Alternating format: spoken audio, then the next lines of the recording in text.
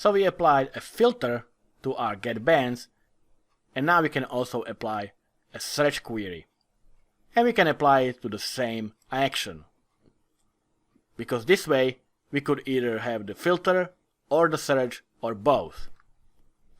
So here I will pass another argument, and that again is going to be from query, and it's going to be another string that I'll call search query.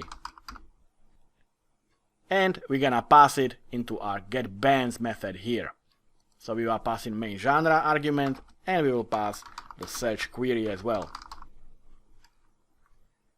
And you can see now we have an error here. That's because we don't have a method getBands in our repository that expects both main genre as well as the search query. So let's go to our repo, and we can add the argument here. So after the genre, we'll also supply the string for search query. So now we have to modify this method a little bit. First of all, we now have to also check if the search query is supplied.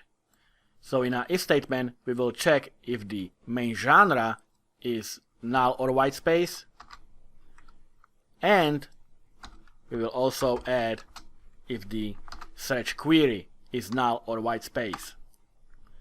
And you can see that I'm adding AND, because if both of these are not supplied, then and only then we will return getBands. Otherwise, we will either perform the filter for main genre or the search query, or both. So first, since we are having now combination of filtering and searching, we need to be able to query through it. So I'm going to create a variable, I'll call it collection, and we'll go to our context, and we will get all the bands, and we are going to get it as IQueryable. And the type that we want to, of course, query is the bands. So this supplies all the bands in our database. We pass it into our collection, but we pass it as an IQueryable type. So this way we are able to perform queries against it. So here we checked if both of these were null or white space. But now we have to find out which one of them was supplied, because all we know is that at least one of them was supplied, but we don't know which one. So we're going to do another if statement, and we're going to check it again. But this time we are going to check if it is not null or white space. So if the string is not null or white space for the main genre, then we know genre was supplied, and we can now perform query against it. So first of all, I'm going to trim it, so I'm gonna copy this and paste it here. And now we go to our collection for all the bands, and we filter down only to bands that match the main genre. So we'll simply go to our collection, and we'll do the where clause. So this is similar like what we did over here with the context, but this time we are doing it on our collection that we got. And we check if the band has the main genre that equals the main genre argument. And now we check the same for our search query. At this point we know that main genre was supplied, but we still don't know if also the search query was supplied. So let me just copy this and change this to if it is not null or white space for the search query, then we know search query was also supplied. So we will trim our search query for all the spaces, and now we perform a query on our collection. So we'll go to our collection and apply the where clause, and let's say the user will simply supply a string, let's say a few characters, and we will return only bands that have those characters in the name of the band. So we will go to our bands, and we will go to our name for the band, and we don't want to match the search query, we want to make sure that the name contains those characters from the search query. So for example, if the user will supply the letters A and B, then we would return ABBA because we have A and B string in the name of the band. So in our wait clause, we will go to our name and we will check if it contains the search query. So this is basically a partial string search.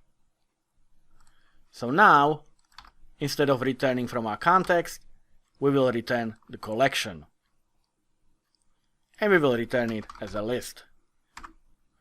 So the collection now will contain whatever data come from these two if statements. If main genre was not supplied, then we will only return the search query.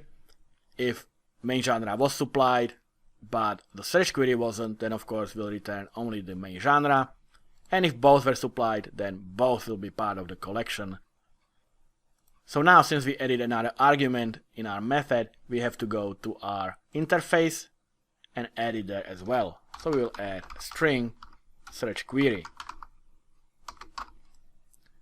Alright, let's test this. So first, let's just supply the filter for the main genre. I'll send this, and I supply the alternative as a genre, and I get Oasis back. And next, let's supply the search query,